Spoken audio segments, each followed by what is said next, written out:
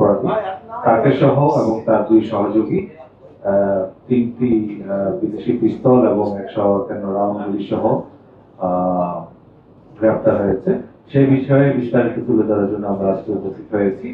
আজকে আমাদের মাঝে এই ব্রিফিং সম্পর্কে বিস্তারিত তুলে ধরবেন যারা মোহাম্মদ নাসিরুল ইসলাম বিপিএম স্যার, সম্মানিত যুগ্ম কমিশনার ডিবি দক্ষিণ ওয়েস্টে।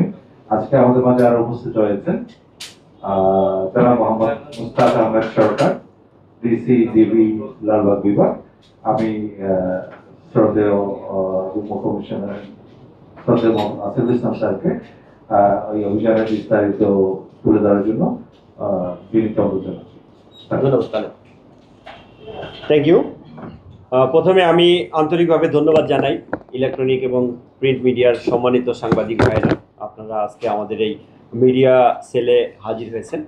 আপনাদের উপস্থিতিকে আমি আন্তরিকভাবে ধন্যবাদ জানিয়ে এবং আপনাদেরকে অভিনন্দন জানিয়ে আমাদের ব্রিফিংয়ের কার্যক্রম শুরু করতেছি। আমরা যে ঘটনার প্রেক্ষিতে